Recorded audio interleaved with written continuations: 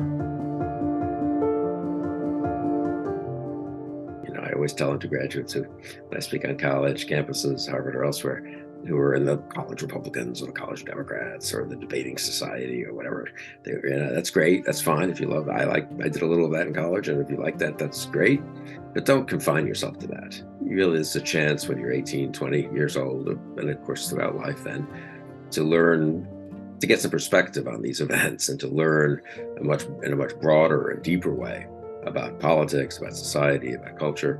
And so I think I got that sort of a little more naturally, maybe, from my parents, who were both interested in very diverse things. My father was, edited magazines and was a journalist, essayist, mostly on current events, but he also wrote about everyone from Tacitus to T.S. Eliot, and was an intellectual. Always been grateful to my mother, who was a very fine historian, really a serious British intellectual historian. And so I always felt that gave me a little bit more, again, distance on just America, distance on just the 20th century. So again, I think from both of them, I learned a lot substantively, but also sort of not to get too lost in the weeds of whatever's in the headlines that day. To come to Harvard when I came there, and I was there for most of the 70s, basically. That was a good time, I think, in terms of the professors, a lot of diversity of opinion, a pretty tolerant atmosphere, and a pretty combative atmosphere, but healthy, I'd say, combativeness.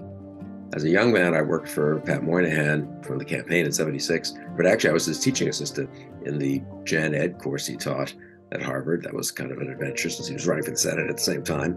I was a Republican when I came to Washington. He was, of course, a Democratic senator, and we differed on a bunch of issues.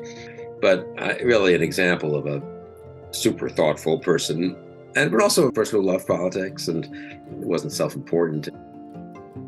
If you're the chief of staff to the vice president, you worry a lot about, making each day work well and not having something stupid happen and all kinds of things like that. But you do look back and sort of remember what's really fundamental and what's not. You also think about what you got wrong and what policies maybe your administration was on the wrong side of, and so forth. So, and then editing the magazine for 20 years, the Weekly Standard, I think also, I hope it's given me some sense of the texture of political life in real time in the world we live in, but also from my education more, I'd say from Harvard, from teaching a bit, a little more sense also of stepping back and looking at it from 30,000 feet. I think I've been lucky in been able to do both. I've been able to read some great books with some great teachers and hopefully get a little bit of an understanding of how it looks from 30,000 feet, if you want to put it that way, but also been in the middle of the fray and how it looks from 5 feet. And I think I hope that's been kind of useful. I think John McCain was the public figure I probably admired the most. I was for him for president way back in 2000 against Bush in the primaries, which the Bush people never quite forgave me for. Then I was for him in '08, but he lost to President Obama. So as is often the case, some of the most impressive people don't quite make it to the very, very top.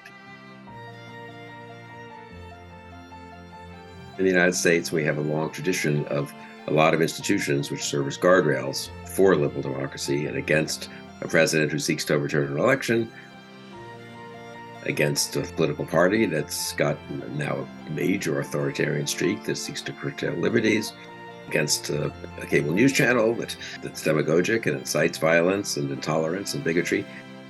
So we have more guardrails here than they do in most parts of the world, and that's good.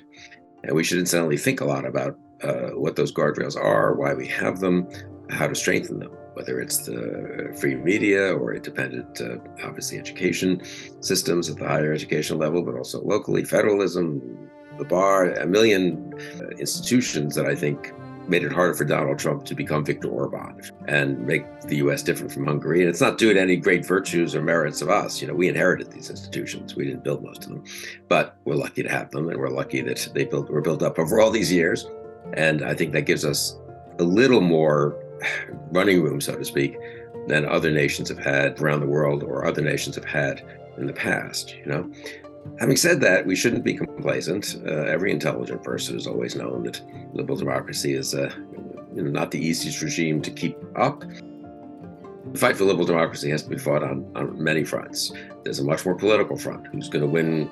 Our election deniers going to win governorships in key states? Who's the Republican Party going to nominate? Who's going to be the next president of the United States?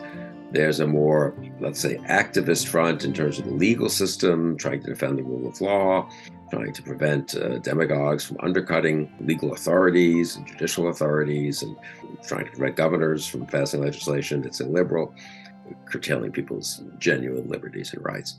So that's also an activist, more political, less electoral kind of activity, I guess you'd say. And then there's obviously the intellectual work of explaining what's happening, explaining the best ways to defend liberal democracy, why it's so important to defend liberal democracy, why some threats really are almost existential and others, are more just policy disputes that will continue to go on and probably should continue to go on. So I think there's work to be done on all fronts. And, you never know ahead of time exactly which front is the most important. Look, we have a big challenge. We need to save liberal democracy from genuine threats of a kind we've rarely seen in this country, I would say, or sort of rarely seen at the national level. So we have a genuine challenge of authoritarianism, which is illiberal, anti-liberal democracy, wants to overturn elections, wants to curtail fundamental rights. I think it is it's a fraught moment for those of us who believe in liberty and democracy. And I hope we can all make a bit of a difference on the side of, honestly, of liberty and justice.